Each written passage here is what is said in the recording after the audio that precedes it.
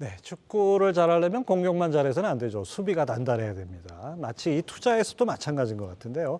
자산을 불리는 투자라는 공격이라면은 이거를 잘 지키는 거, 그다음에 어떻게 절세를 하냐, 이거는 수비라고 할 수 있습니다. 그래서 오늘은 자녀를 위한 적립식 투자와 절세 방법에 대해서 두 분의 전문가 모시고 얘기 나눠보겠습니다. 두 분 먼저 각자 소개 부탁드리겠습니다. 네, 안녕하세요. KCGI 자산운용에서 고객 자산관리 업무를 맡고 있는 강혜미 팀장입니다. 네, 안녕하세요. 세무법인 다솔의 양길영 세무사입니다. 예. 자, 최근 이제 자녀를 위한 금융상품을 통한 사전 증여가 늘고 있다고 하는데요. 사전 증여 말 그대로 미리 증여하는 거 아니겠습니까? 이거 자세히 좀 설명을 해 주시죠. 네, 부모님이 자녀에게 살아있는 현재 무상으로 주는 것을 증여라고 그러고요. 돌아가시면서 사망으로 무상으로 물려주는 걸 상속이라고 그러죠. 보통 어르신들이 우리 손주에게 상속해야 되는데 이런 표현을 쓰시는데 살아생전에는 증여라는 표현이 정확하다 이렇게 보시면 되겠고요. 증여가 우리가 살아생전에 미리미리 주는 것이기 때문에 추후에 내야 될 상속세를 절세해 드리고 있고요. 또 미리 손주나 아들한테 증여하는 것이므로 손주나 자녀들의 재산의 씨앗 자금을 마련해 주는 그런 좋은 측면이 있겠습니다. 특별히 10년마다 증여재산 공제가 적용되니까요. 증여재산 공제를 활용해서 증여세 없는 증여를 할 수 있다는 거죠. 그래서 자녀나 손주들의 투자금을 미리 쌓아주는 그런 역할을 하겠고요. 또 우리가 이런 증여를 하고 나서는 증여세 신고를 반드시 하도록 추천드리고 싶습니다. 예, 그렇군요. 예, 예전에는 뭐 부모님 돌아가신 다음에 상속받는 것만 우리가 생각을 했는데 미리미리 증여를 많이 한다. 이런 측면에서 관심들이 많으실 것 같아요. 네네. 금수저에 이어 다이아몬드 수저라는 말들이 유행한 지 오랜데요. 태어나면서부터 매달 배당금을 1,000만 원씩 받는 아이. 매달 1,000만 원씩 받아요? 네네. 그리고 요즘에는 뭐 10대 건풀주라는 얘기들이 네. 아이들 사이에서도 심심찮게 회자되고 있습니다. 금융기관에서 고객님들을 가장 먼저 만나는 펀드 상담 업무를 하면서 고객님들의 니즈를 가장 빠르게 들을 수가 있는데요. 다양한 생활 수준, 투자 성향도 다르지만 이 이름으로 불려지는 분들은 공통된 특징을 갖고 있습니다. 바로 대한민국의 부모라는 이름입니다. 부모라는 이름을 가지신 분들은 나보다 우리 아이가 더 부자가 되기를 희망하는 거죠. 그래서인지 재산이 많으신 분들은 증여세를 미리 내더라도 아이 명의의 계좌로 미리미리 투자를 진행해주고 계시고요. 네. 그리고 목돈을 한꺼번에 주기 어려우신 분들도 많습니다. 그런 경우는 아이 명의 계좌로 아이한테 들어오는 자금을 미리미리 차곡차곡 쌓아주시는 현명한 부모님들이 늘어나고 있는 거죠.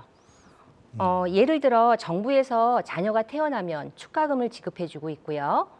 지역별로 금액은 다르지만 70만 원에서 150만 원까지 육아 지원금을 지급하고 있는데요. 이 자금을 소비하여 없애기보다 아이 명의 계좌로 차곡차곡 쌓아주시는 현명한 부모님들이 늘어나고 있습니다. 네, 동서고금을 막론하고 뭐 자녀가 부모보다 잘 살기 바라는 마음은 똑같은데 요즘 참 어려운 시대가 되다 보니까 이 부모들이 자녀에 대한 증여가 관심이 많은 것 같습니다. 앞서 증여는 꼭 신고를 해야 된다고 말씀하셨는데 자녀 명의 계좌를 만들어서 매월 이렇게 투자해 주는 것도 신고를 다 해야 되나요? 네, 요즘에 금융기관에 자녀 명의 펀드에 가입하거나 또 자녀 명의 계좌 개설이 많아지고 있고요. 또 미성년자 계좌도 상당히 많아지고 있습니다. 우리가 세법상으로 보면 차명 계좌에 약간 이슈가 있는데 과거에는 자녀나 손자들 명의로 계좌를 개설해 놓고 그냥 내버려 두는 경우가 많았는데 최근에는 증여세 신고를 적극적으로 하는 경우가 많습니다. 국세청 통계 자료를 보더라도 증여재산 공제 이내의 증여, 다시 말해서 세금이 안 나오더라도 증여세 신고를 해주는 과세 미달 신고서가 많아지고 있습니다. 사회자님 질문처럼 증여세 신고를 해야 되냐를 국세청의 책자를 보면서 좀 설명드리겠는데요. 국세청에서 매년 발간하는 책자, 세금 전략 가이드라는 책자가 있습니다. 그 책자의 증여세 부분을 보면은 증여를 하였으면 증거를 남겨라라는 제목의 칼럼이 있습니다. 일반적으로 증여재산 공제 이내의 증여는 증여세가 없죠. 그 부분에 있어서 국세청 책자를 다시 한번 보면서 설명드리겠습니다. 그러나 증여세 신고를 해놓지 않으면 사실상 증여재산 공제 범위 내에서 증여가 있었다 하더라도 그 사실을 객관적으로 입증하기가 어려우므로 증여 사실을 인정받지 못할 수도 있다라고 기재되어 있습니다. 이와 같이 증여 사실을 인정받으려면 반드시 증여세 신고라는 기록을 남겨두는 것이 좋겠습니다. 우리가 보통 부동산을 증여할 경우에는 증여 계약서를 쌍방이 작성을 하죠. 근데 금융기관은 계좌이체를 하다 보니까 증여인지 아닌지가 알 수가 없기 때문에 반드시 증여세 신고를 해두는 걸 권장하고 있고요. 국세청 책자를 보면은 아들 명의로 2,100만 원을 저축하고 증여세 신고하고 납부해서 증여세 10만 원을 납부했다면 15년 후에 이자가 붙어서 7천만 원이 되어도 증여세가 없다는 겁니다. 그래서 이 7천만 원으로 부동산을 취득해서 사용할 때 부동산 취득 자금의 원천으로 인정받을 수 있는 것입니다. 증여세 신고는 증여받은 날로부터 3개월 이내에 신고하는데요. 만약 지금 현재 12월에 증여를 하셨다고 그러면 증여세 신고는 내년 3월까지 관할세무서에 신고를 하시면 되겠습니다. 증여 받은 사람이 하나요? 증여 한 사람이 하나요? 증여 받는 사람이 근데 하게 그럼 됩니다. 자녀가 해야 되는데 자녀가 미성년이고 그럴 땐 부모가 대신해 줘요. 네, 예, 그렇습니다. 이걸 신고를 조금씩 이렇게 소액을 주는데도 다 신고를 해야 되는 겁니까? 일단은 우리가 증여세 부분은 2천만 원, 미성년자는 2천만 원까지 예. 공제가 되니까 2천만 원 미만인 경우에 신고를 안 하게 됐을 때 보통 안 하지 않습니까? 예, 안 하게 됐을 때 수익이 발생했을 경우에 나중에 논란이 되기 때문에 예. 우리가 증여세 신고를 권장하고 있는 예, 겁니다. 증여세 신고 귀찮더라도 해두시는 것이 나중에 자녀를 위해서 도움이 될 것 같습니다. 증여세 없이 면제 가능한 공제액은 어느 정도까지 지금 책정이 되어 있죠? 네. 우리가 증여받는 사람 기준으로 증여 공제가 되는데요. 증여받는 사람이 배우자이면 6억 원, 증여받는 사람이 직계 비속인데 성년이면 5천만 원, 직계 비속이면서 미성년이면 2천만 원, 기타 친족은 1,000만 원이 되겠습니다. 여기서 성년은 만 19세부터 성년으로 분류하니까요. 그 공제 범위를 우리가 구분해 볼 수 있고요. 기타 친족은 보통 이모, 고모, 작은아버지, 또 장인과 사이관계, 또 시아버지와 며느리 관계는 전부 다 기타 친족으로 1,000만 원 공제가 되겠습니다. 네, 그렇군요. 자, 근데 자동이체 약정을 하고 그 내용으로 증여 신고가 가능하다 이렇게 하면 좋은 것 같은데 2천만 원을 적립식으로 이렇게 증여를 하고 싶다면 어떤 방식으로 증여할 수 있습니까? 네, 2천만 원을 한 번에 증여하는 게 좀 부담스러울 수도 있을 것 같습니다. 그래서 우리가 2천만 원을 한 번에 다 증여하는 방법보다 10년에 나눠서 1,000만 원, 1,000만 원, 예컨대 4번을 나누면은 500만 원 4번 나눠서 증여해도 증여세는 없는 것입니다. 다만 지금 사회자님께서 질문한 것처럼 매달 적립식으로도 우리가 증여할 수 있다는 것입니다. 적립식 펀드에 가입을 하고 매달 자녀 명의로 10만 원, 20만 원, 30만 원을 불입해 주면서 증여세 신고하는 게 우리가 적립식 펀드 증여인데요. 세법에서는 유기정기금 평가 방법이다라는 표현을 쓰고 있는데요. 일정 기간이 설정이 돼야 되고요. 매월 얼마의 일정 금액이 아버지 통장에서 자녀 통장으로 자동이체 됨으로써 그 부분을 우리가 증여세 신고할 수 있는데 그때 증여일은 증여하는 날은 첫 해 불입금이 입금된 날을 증여일로 보게 돼 있습니다. 그래서 증여일로부터 3개월 이내에 증여세 신고는 하고 증여세 신고를 하는 겁니다. 그래서 다시 한번 정리하자면은 적립식 펀드나 적금처럼 매달 일정 금액을 적립하는 방식으로 증여가 가능하다는 겁니다. 네, 그렇군요. 자, 강 팀장님, 요즘 조부모들이, 할아버지, 할머니들이 손주한테 증여한다는 얘기도 많이 들은 것 같은데요. 부모 증여 말고 조부모 증여할 때는 뭐 좀 다른 게 있습니까? 아니면 똑같습니까? 그 부분도 좀 다를 수가 있는데요. 자세한 세법에 대한 내용들은 세무사님이 설명을 해주실 수 있을 것 같은데 요즘에는 어쨌든 할아버지가 할머니가 아이의 손주 계좌 개설을 해주고 있고요. 펀드로 투자를 하시는 사례가 점점 늘어나고 있는 건 맞습니다. 예. 네, 그럼 세법에 대한 부분들은 세무사님이 세대 생략 증여 라는 내용이 있는데요. 그 부분은 설명해 주실 수 있을 것 같습니다. 이게 장단점이 있을 것 같아요. 부모가 증여하는 거와 조부모가 증여하는 게 어떻게 네. 다릅니까?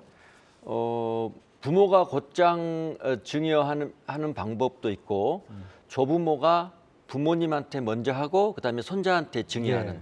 우리가 말하는 세대 생략 증여가 있는데요. 세대 생략 증여인 경우에는 장점과 또 단점이 다 있는데 할아버지가 아버지한테 증여하고 아버지가 손자한테 증여하는 사이에 시간이 많이 흘러버리겠죠. 예. 그런 점이 단점이 될 수 있는데 할아버지가 손자한테 직접 증여하는 것은 손자의 재산에 축적할 수 있는 기회를 많이 드리는 게 되겠고요.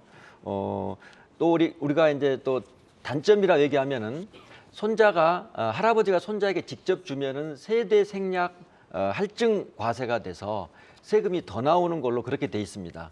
그래서 할아버지가 아버지에게 주면은 증여세를 100원을 낸다고 봤을 때 할아버지가 아버지에 주고 또 손자한테 줄 때 그때 우리가 세대생략 할증 과세라고 보는데 예. 할아버지가 아버지한테 줄 때 100원이라는 세금을 낸다면은 할아버지가 아버지를 통하지 않고 곧장 손자한테 예. 증여하면은 30%가 할증되니까 130원의 세금이 나오니까 세금이 더 나오죠. 예. 근데 지금 저희가 오늘 얘기하는 거는 증여 재산 공제 이내의 증여를 지금 말씀드리기 때문에 증여세가 안 나오기 때문에 할아버지가 손주한테 직접 주더라도 할증 과세가 되지 않는다는 것입니다. 그 한도 범위 내에서 하면 상관없는 네, 얘기죠. 예. 자, 이렇게 만약에 부모와 조부모가 동시에 이제 자녀 겸 손자한테 증여를 할 경우에는 어떤 순서가 더 유리합니까? 네, 결론적으로 말씀드리면 조부모가 먼저 증여하는 게 세금은 절세된다 이렇게 보시면 되겠습니다. 조부모가 먼저 하고. 예, 예. 일단은 우리가 증여 공제는 직계 존속 그룹이라는 그룹으로부터 5천만 원이 공제가 되거든요. 그러니까 할아버지한테 5천만 원을 공제받으면 아버지로부터는 공제가 안 되는 점이 있습니다. 좀 균등하게 말씀드리면 성년인 경우에 할아버지한테 2,500 받고 아버지한테 2,500 받으면 안전한 방법이 될 수 있는데 지금 표로 설명을 좀 드리겠습니다. 할아버지로부터 증여받고 그 이후 아버지로부터 증여받는 경우를 살펴보도록 하겠습니다. 할아버지가 손자 A에게 2천만 원을 주면은 증여공제가 2천만 원 되니까 세금이 없습니다. 그 다음에 아버지가 아들 A에게 동일한 아들 A에게 2천만 원을 증여하면 이미 직계 존속 그룹으로부터 2천만 원 공제를 받았기 때문에 증여공제가 안 되다 보니까 과표가 2천만 원 나오고 세금이 194만 원이 나옵니다. 네. 이제 반대로 우리가 아버지로부터 증여받고 그 이후에 할아버지로부터 증여받는 경우를 표를 보면서 말씀드리면요. 아버지가 아들한테 증여하게 되면은 증여세가 없습니다. 그 이후에 할아버지가 손자 A에게 증여하려고 2천만 원을 증여하는데 이미 2천만 원 공제를 받았어요. 그러면은 세금이 과세 표준 2천만 원이 나오고 거기 10% 200만 원에 30% 할증된 60만 원을 더하면 260만 원에서 신고세액공제를 적용하면은 252만 2천 원이 세금이 나옵니다. 결론적으로 말씀드리면은 증여를 생각하신다고 하면은 할아버지 할머니로부터 먼저 받는 게 절세가 된다 이렇게 보시면 되겠습니다. 사실 이게 증여 신고하고 싶어도 좀 뭐 세무서 가기도 좀 겁이 나고 어떻게 절차를 몰라서 그러는데 이게 뭐 세무사님한테 직접 맡기는 것도 방법이지만 홈택스에서 할 수 있는 방법도 있나요? 네, 그렇습니다. 요즘에는 국세청 홈택스가 워낙 잘 돼 있기 때문에요. 고객분들이 국세청 홈택스에 직접 신고하는 방법도 있고요. 또 기존처럼 세무사님 통해서 세무서에 신고를 하면 되겠습니다. 일단은 우리가 신고하실 때 사전 증여 재산 여부 또 미리 증여 공제를 받았는지 여부를 반드시 확인해 주시고 대부분의 지금 현재 금융기관에서 증여세 무료 신고 대행 서비스들을 활용하고 시행하고 예. 있으니까 그런 제도를 많이 활용하시면 좋을 것 같습니다. 네, 오늘은 이제 자녀한테 증여할 때 어떻게 하는지 이거 참 중요한 것 같습니다. 돈 버는 것도 중요하지만은 돈을 지키는 것도 중요하니까요. 오늘 두 분 전문가 KCGI 자산운용의 강혜미 팀장 그리고 세무법인 다솔의 양길영 세무사 함께했습니다. 두 분 수고하셨습니다. 네, 감사합니다. 네.